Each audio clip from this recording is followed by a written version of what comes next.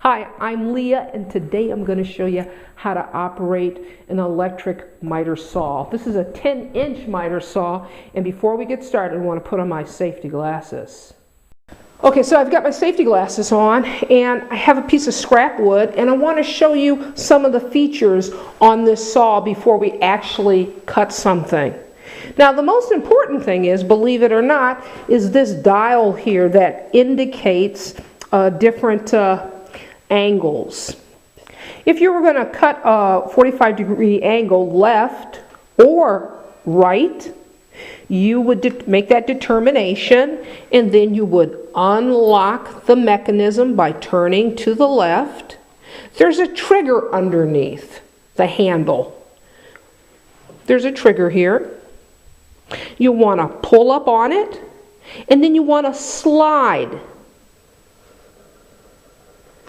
it all the way to 45, and it'll lock in place. Now I'm going to pivot it back in the other direction to a 45-degree right angle. And you'll notice that the blade itself is turning. And now I'm going to lock that into place. So now it's locked. The handle's not going to turn, it's not going to go anywhere. So I want to point out a couple other features. This is the blade, of course, underneath the guard, the safety guard. So why do we have a safety guard? Well, you know what? That guard is designed to prevent your clothes or your fingers getting too close to the blade. It would be very easy to get maybe a shirt tail caught up in that blade, and then you would be in some serious trouble. Okay, so if you come around back, you'll notice, what is this thing here? Well, that's your exhaust. And what's going to come out of here is going to be sawdust. So you might want to attach a bag if you're working outside, or if you're working inside and you don't want sawdust everywhere. Now if you come in, I'm going to show you where the power trigger is.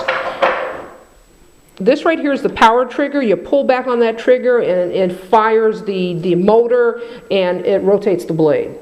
And then you let up on the trigger, and of course the blade stops because you've disengaged the motor. Now there's one other thing I want to say before we cut a piece of wood, and that is make certain that your saw is on a stable structure.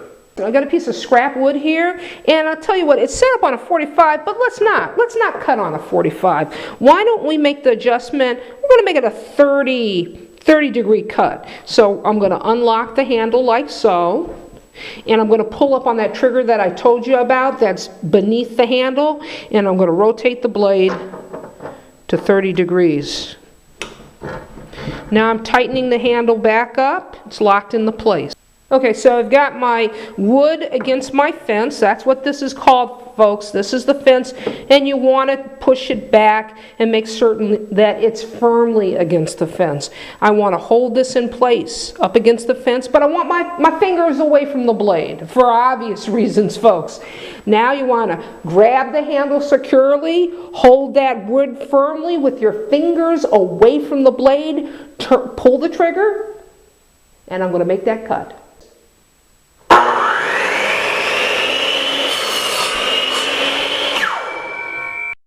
And there's our cut. It's a 30-degree angle.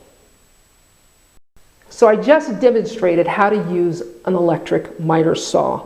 And you may be asking, well, what do I need a miter saw for?